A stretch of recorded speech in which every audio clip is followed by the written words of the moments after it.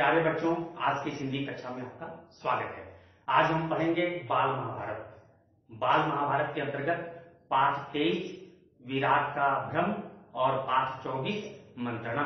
जैसा कि हम पाठ 22 में पढ़ चुके हैं कि कौरवों ने विराट नगर पर आक्रमण कर दिया। त्रिगर्त राज सुशर्मा ने भी विराट नगर पर आक्रमण कर दिया। सुशर्मा को धृतराष्ट्र, भीम और नकुल सहदेव ने मिलकर पराजित कर दिया और वे आनंद के साथ विराट नगर की ओर चले। इधर दुर्योधन ने भी आक्रमण किया था और दुर्योधन को बृहन्नला बने हुए अर्जुन ने पराजित कर दिया। अर्जुन से पराजित होकर सारे कौरव हस्तिनापुर लौट गए। इधर बृहन्नला बने अर्जुन ने राजकुमार उत्तर से कहा कि इस विजय का श्रेय तुम्हें ही मिलना चाहिए, और उन्होंने कुछ दूतों को विराटनगर भेज दिया कि वे जाकर वहां प्रचारित कर दें, राजा विराट को समाचार दे दें कि राजकुमार उत्तर विजयी हुए, और वे दूत विराट नगर की ओर चले। इधर सुशर्मा को पराजित करने के बाद राजा विराट जब अपने नगर में पहुंचे तो नगरवासी बड़े प्रसन्न हुए। उन्होंने नगर में दीपमाला की और महाराज विराट का यशोगान किया। विराट जब राजमहल में पहुंचे तो उन्होंने पता लगाया कि राजकुमार उत्तर नहीं दिख रहे हैं, राजकुमार उत्तर कहाँ हैं। तब पता चला कि राजकुमार उत्तर कौरवों से युद्ध करने के लिए युद्ध भूमि में गए हुए हैं। तो उन्हें आश्चर्य हुआ कि राजकुमार उत्तर कौरवों से युद्ध करने कैसे गए हैं। तब पता चला कि दुर्योधन ने भी विराट नगर पर आक्रमण कर दिया है। अब राजा विराट चिंतित हो गए, क्योंकि उन्हें पता था कि कौरव क्या है, कौरव वीरों में कैसे कैसे महारथी हैं। तो इसीलिए उन्हें चिंता हुई कि कहीं उनके पुत्र का अमंगल न हो। लेकिन कंक बने हुए युधिष्ठिर ने उन्हें समझाया कि आपको चिंता करने की कोई बात नहीं है, राजकुमार उत्तर अवश्य विजयी होंगे, क्योंकि उनके साथ बृहन्नला है। उनके कहने का अर्थ यह था कि बृहन्नला के रूप में अर्जुन है, लेकिन वे अर्जुन का परिचय नहीं दे सकते थे, क्योंकि वे अभी अज्ञातवास में ही थे। इसीलिए उन्होंने अर्जुन के रूप में बृहन्नला कहा। यानी बृहन्नला जब साथ में है तो राजकुमार उत्तर को परेशान होने की आवश्यकता नहीं है, और राजा को, विराट को भी चिंतित होने की कोई आवश्यकता नहीं है। राजकुमार उत्तर को युद्ध करते जानकर और बड़े प्रसन्न हुए। तभी दूत ने आकर उन्हें समाचार दिया कि राजकुमार उत्तर विजयी हुए हैं, उन्होंने कौरवों को पराजित कर दिया है। इससे बड़े ही प्रसन्न हुए महाराज विराट। उन्हें आश्चर्य हुआ कि कौरवों को किस तरह से उसके पुत्र ने पराजित कर दिया। उन्हें अपने पुत्र पर गर्व हुआ, अभिमान हुआ, और इस कारण वे तुरंत रनिवास पर पहुंचे, रनिवास में पहुंचे, और वहां उन्होंने सैरंध्री बनी द्रौपदी से कहा कि चौपर की गोटियां लाओ, आज खुशी की बात है। मैं अपनी इस खुशी को कैसे अभिव्यक्त करूं, मैं अपनी खुशी को किस तरह से इसका इजहार करूं, मैं समझ नहीं पा रहा हूं, क्योंकि मेरे पुत्र ने कौरवों को पराजित किया है। जबकि कौरव में एक से एक महावीर हैं, लेकिन उन महावीरों को मेरे पुत्र उत्तर ने पराजित किया है। यह मेरी खुशी की बात है, और मैं कंक के साथ चौपर खेलना चाहता हूं। कंक यानी युधिष्ठिर के साथ चौपर जमी, और महाराज द्रुपद अपने पुत्र की अत्यधिक प्रशंसा किए जा रहे थे, उसके वीरत्व का गुणगान किए जा रहे थे। तो युधिष्ठिर तो सब जानते ही थे। उन्होंने बीच बीच में बृहन्नला का नाम लिया कि बृहन्नला के रहते राजकुमार उत्तर की विजय हुई है, उत्तर को कोई परेशानी नहीं हुई। तो इससे महाराज द्रुपद चिढ़ गए। उन्हें लगा कि मेरे पुत्र ने विजय प्राप्त की है, मेरे पुत्र ने कौरवों को पराजित किया है, और यह बृहन्नला की बात बार बार कह रहा है। इसलिए राजा थे, और यहाँ युधिष्ठिर कंक के रूप में उनके सेवक बने हुए थे। इसलिए राजा विराट अत्यधिक क्रोधित हुए, और उन्होंने चौसर का पासा को लिया और गुस्से में कंक बने युधिष्ठिर के मुंह पर दे मारा। इससे युधिष्ठिर घायल हो गए और मुंह से खून बहने लग गया। उसी समय द्वारपाल आया और द्वारपाल ने आकर राजा से विनती की, राजा को सूचित किया कि राजकुमार उत्तर द्वार पर खड़े हैं और साथ में गृहनला भी हैं और वे राजा के दर्शन करना चाहते हैं। तो राजा बड़े प्रसन्न हुए, उन्होंने कहा कि ले आओ ले आओ, उन्हें बुलाओ। इधर कंक बने युधिष्ठिर ने द्वारपाल को इशारा कर दिया कि वे केवल राजकुमार उत्तर को लेकर आए, अर्जुन को वहीं द्वार पर ही रहने दें, क्योंकि उन्हें डर था कि यदि अर्जुन आएंगे और युधिष्ठिर को घायल देखेंगे तो उन्हें क्रोध हो सकता है और क्रोध में भी कुछ गड़बड़ी कर सकते हैं। गड़बड़ी का अर्थ यह है कि वे राजा द्रुपद को दंड भी दे सकते हैं, क्योंकि अपने बड़े भाई को इस तरह से राजा के हाथों घायल देखना अर्जुन बर्दाश्त नहीं कर सकते। इसलिए द्वारपाल ने राजकुमार उत्तर को इसकी जानकारी दी। उत्तर आए, उन्होंने अपने पिता को प्रणाम किया और जैसे ही वे कंक को प्रणाम करने के लिए झुके तो उन्होंने देखा कि अरे वे घायल दिख रहे हैं। उन्हें आश्चर्य हुआ कि वे इस तरह से घायल कैसे हो गए। उन्होंने अपने पिता से पूछा कि इनकी दशा किसने की। तब द्रुपद ने कहा, तब राजा विराट ने कहा कि मैं ही गुस्से में आ गया और इनके ऊपर पासा को फेंका जिससे वे घायल हो गए। तो राजकुमार उत्तर कांप उठे, तो उन्हें पता चल गया था कि कंक ही युधिष्ठिर है और युधिष्ठिर को इस तरह घायल देखकर वे कांप गए। उन्हें ऐसा लगा कि कहीं अर्जुन या पांडव इन्हें इस तरह घायल देखकर क्रोधित न हो जाएं। उन्होंने अपने पिता से बारंबार कहा कि आप इनसे क्षमा याचना कीजिए।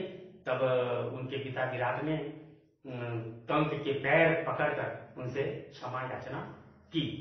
महाराज विराट को यह आश्चर्य हुआ कि मेरा पुत्र जिसने कौरवों को पराजित किया है वह इस तरह से उदास क्यों हो गया। उन्होंने कहा कि तुमने कौरवों को पराजित किया है, तुम महावीर हो।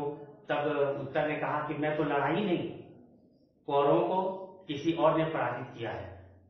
तब विराट राज ने कहा कि वह कौन है जिसने कौरवों को पराजित किया है, वह कौन वीर है, मैं उसे मिलना चाहता हूं।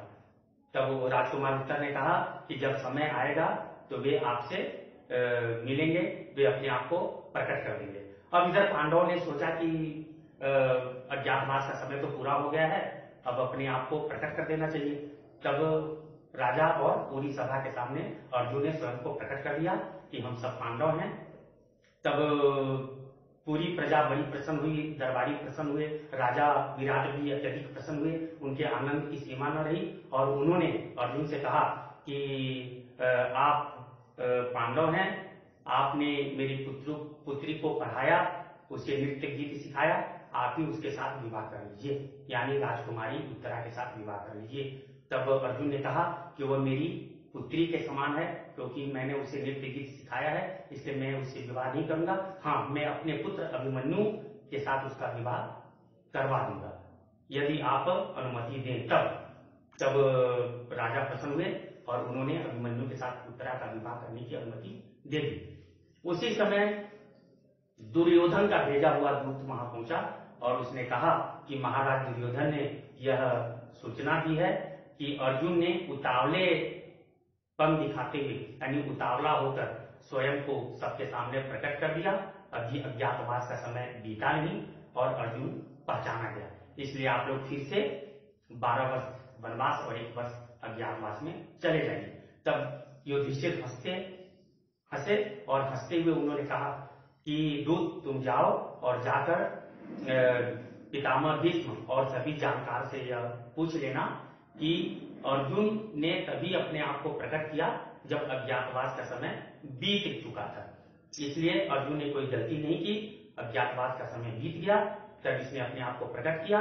अब हमें हमारा अपना राज्य मिल जाना चाहिए। यह कथा वस्तु है पाठ 23 विराट का भ्रम पाठ का। अब हम पढ़ेंगे पाठ 24 मंत्रणा। मंत्रणा का अर्थ होता है विचार विमर्श करना। जब कोई विपत्ति आ जाए या कोई विशेष अवसर उपस्थित हो जाए तो बुद्धिमान लोग क्या करते हैं, आपस में बैठते हैं और विचार विमर्श करते हैं कि उस समस्या का क्या हल हो सकता है जो समस्या सामने आ गई है। यहाँ भी यही समस्या आ गई, क्योंकि दुर्योधन अब तैयार नहीं था कि पांडवों को उनका राज्य वापस किया जाए। उसकी इच्छा थी कि पांडव फिर से 12 वर्ष वनवास और 1 वर्ष अज्ञातवास के लिए चले जाएं, जबकि पांडवों ने अपना अज्ञातवास पूरा कर लिया था। अज्ञातवास समाप्त होने के बाद ही वे पहचाने गए थे। तो इस तरह से पांडव विराट नगर के ही उपप्लव्य नामक नगर में रहने लगे। अब उनसे मिलने के लिए श्री कृष्ण, बलराम, सात्यकी, द्रुपद सब वहां आए और सब राजसभा में बैठे और सबने विचार विमर्श प्रारंभ कर दिया कि आगे की क्या रणनीति हो सकती है। और उस अवसर पर राजकुमारी उत्तरा और अर्जुन पुत्र अभिमन्यु का विवाह संपन्न हो गया। विवाह संपन्न होने के बाद जब सब विचार विमर्श के लिए बैठे, तब श्री कृष्ण खड़े हुए और उन्होंने सभी वहां सम्माननीय सभासदों को, सम्माननीय राजाओं को संबोधित किया और कहा कि आप सबको पता है कि दुर्योधन पांडवों को उनका राज्य देने के लिए तैयार नहीं है। पांडवों को यदि उनका अपना राज्य अगर मिल जाता है तो यह पांडवों के लिए भी और कौरवों के लिए भी अच्छी बात होगी। युद्ध की संभावना समाप्त हो जाएगी और इस संधि से शांति की स्थापना होगी। इसलिए हमें किसी ऐसे सुयोग्य व्यक्ति को दूत बनाकर दुर्योधन के पास भेजना चाहिए, जो वहां जाके दुर्योधन को समझा सके और उन्हें यह बतला सके कि पांडवों को उनका राज्य देना ही न्यायोचित है। तब बलराम उठे और बलराम ने भी कहा कि श्री कृष्ण ने जो कहा है वह न्यायोचित है। पांडवों को उनका राज्य मिला हुआ था, पांडवों ने उसे जुए में गंवा दिया। अब उन्हें उनका राज्य मिल जाए तो यह सभी के लिए अच्छी बात होगी। युद्ध की संभावना समाप्त हो जाएगी, शांति की स्थापना होगी। यहाँ पर बलराम जी का कहना यह था कि युधिष्ठिर को उनका अपना राज्य मिला हुआ था, लेकिन उन्होंने उसे जुए में गंवा दिया और जुए में गंवाना यह उनकी गलती थी। तब यदुवंश के वीर और पांडवों के हितैषी सात्यकी खड़े हुए और उन्होंने कहा कि बलराम जी ने जो कहा है मैं उसे अनुचित मानता हूं। पांडवों ने अपना राज्य गंवाया नहीं, बल्कि उनसे उनका राज्य छल से छीना गया। युधिष्ठिर को छल से जुए में हराया गया, फिर भी उन्होंने जुए की मर्यादा का पालन करते हुए वनवास भोगा है। उन्होंने अपना काम सही ढंग से किया है, अब उन्हें उनका राज्य मिलना चाहिए। लेकिन हम सबको पता है कि दुर्योधन छली है, दुर्योधन अन्यायी है, वो कभी भी पांडवों को उनका राज्य नहीं देगा। इसलिए युद्ध अनिवार्य है, युद्ध करना ही पड़ेगा। तब पांचाल नरेश द्रुपद खड़े हो गए और उन्होंने कहा कि सात्यकी ने जो भी कहा है वो सही है, हमें तो युद्ध करना ही होगा। इसलिए हमें जितने भी यहाँ हमारे हितैषी राजा हैं, शल्य इत्यादि, उनके पास हमें समाचार भेजना चाहिए और उन्हें अपने पक्ष में कर लेना चाहिए। इस तरह से सब आपस में विचार विमर्श करने लगे। श्री कृष्ण ने कहा कि हम सब यहाँ पे, यानी मैं और भाई बलराम यहाँ पे अभिमन्यु और उत्तरा के विवाह के अवसर पर आए हैं।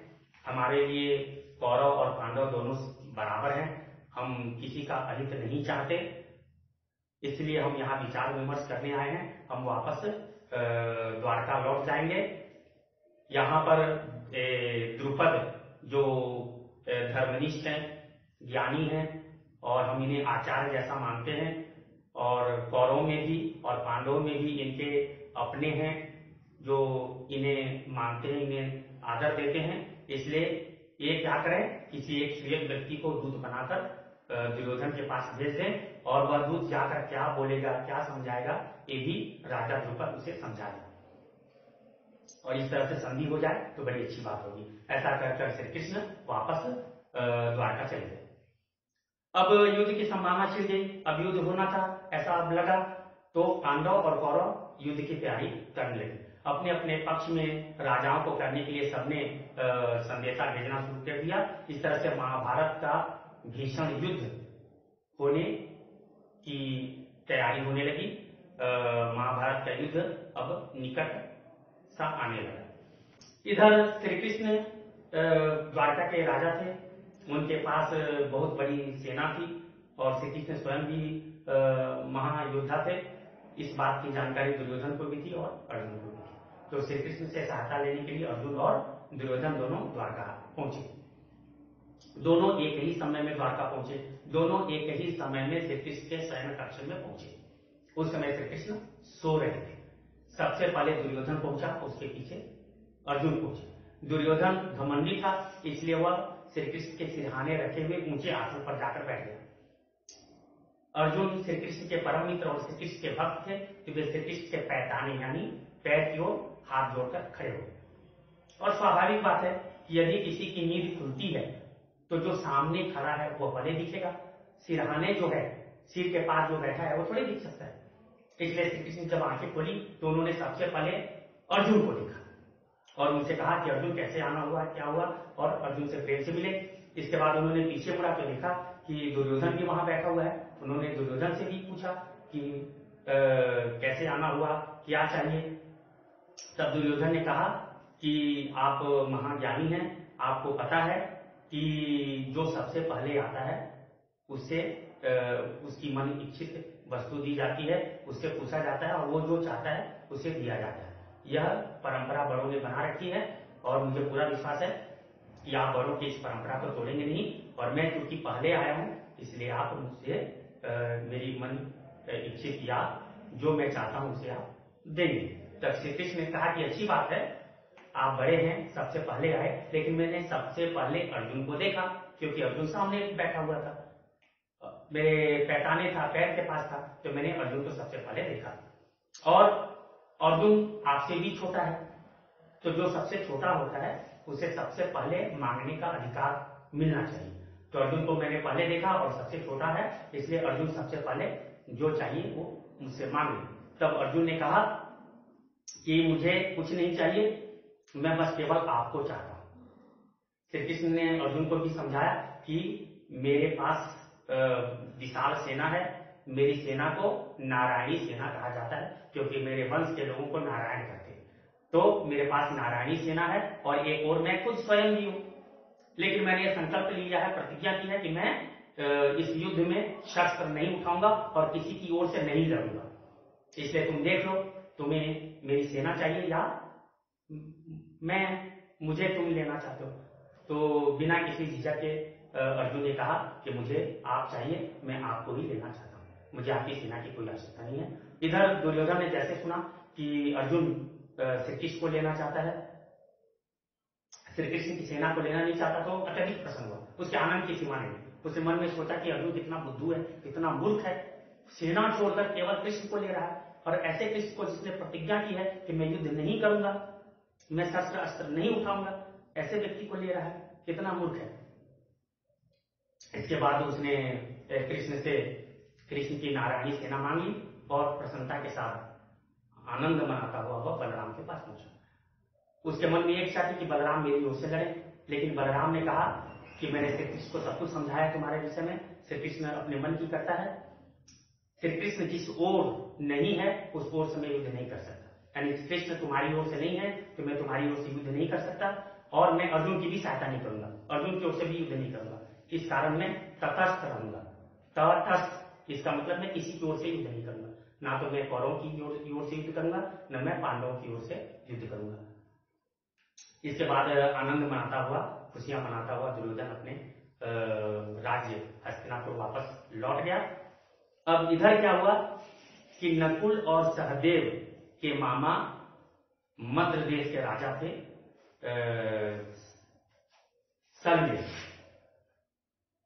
शल्य के पास भी समाचार पहुंचा था कि पांडवों और कौरवों के बीच युद्ध होने वाला है, इसलिए वे पांडवों की ओर से युद्ध करें, क्योंकि वे माद्री के भाई थे, मद्र देश के राजा थे और नकुल और सहदेव के मामा थे, तो स्वाभाविक रूप से वे पांडवों की ओर से युद्ध करते और पांडवों ने भी यह समाचार उनके पास भेज दिया था, इसलिए वे अपनी विशाल सेना लेकर पांडवों की सहायता के लिए आ रहे थे। उनकी सेना विशाल थी और वे पांडवों की ओर से युद्ध करने आ रहे हैं, इसकी जानकारी दुर्योधन को प्राप्त हुई। तो दुर्योधन ने एक चाल चली। दुर्योधन ने अपने कुछ सेवकों को शल्य के पास भिजवा दिया कि वे समय समय पर शल्य की सेना की सहायता करें, शल्य की सहायता करें, शल्य और उनकी सेना के रहने की अच्छी व्यवस्था करें, उनका ठीक तरह से आदर सत्कार करें। तो दुर्योधन के आदर सत्कार को देखकर शल्य बड़े प्रसन्न हुए और धोखे से उन्होंने दुर्योधन को यह वचन दे दिया कि वे दुर्योधन की ओर से युद्ध करेंगे।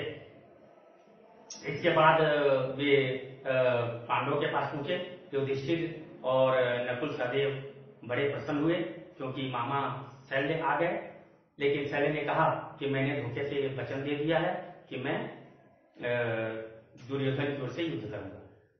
तब युधिष्ठिर ने कहा कि ठीक है, आप बहुत ही चतुर सारथी हैं, आपको रथ चलाने की विद्या आती है, इसलिए युद्ध में एक ऐसा समय आएगा कि आपको कर्ण का सारथी बनाया जा सकता है। उस समय आप क्या करेंगे? उस समय क्या आप अर्जुन की रक्षा करेंगे या अर्जुन का वध करवा देंगे? तब शल्य ने कहा कि यदि मैं कर्ण का सारथी बनता हूं तो उससे अर्जुन के जीवन की रक्षा ही होगी, क्योंकि धोखे से मैं वचन दे दिया दुर्योधन को कि मैं दुर्योधन की ओर से लड़ूंगा, इसलिए दुर्योधन की ओर से लड़ना ही होगा, लेकिन मेरी कोशिश यह रहेगी कि पांडवों की रक्षा हो, अर्जुन की रक्षा ही होगी।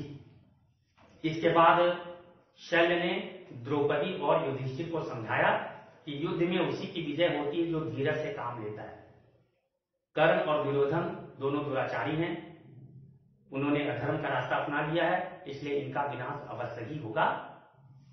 तुम लोगों की विजय होगी, निश्चिंत हो रहो और धैर्य के साथ काम लो। इस तरह से शल्य ने द्रौपदी और युधिष्ठिर को समझाया।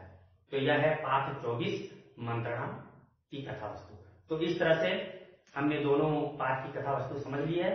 यहां पर यह बतलाने की कोशिश महाभारतकार ने की है कि जो अन्याय करता है उसका विनाश अवश्य होता है, अन्याय कभी भी नहीं करनी चाहिए, और जिसका जो प्राप्त है, जिसको जो मिलना चाहिए उसे अवश्य देनी चाहिए। और संधि आवश्यक है, क्योंकि संधि से क्या होता है कि युद्ध की संभावना समाप्त हो जाती है और शांति की स्थापना होती है।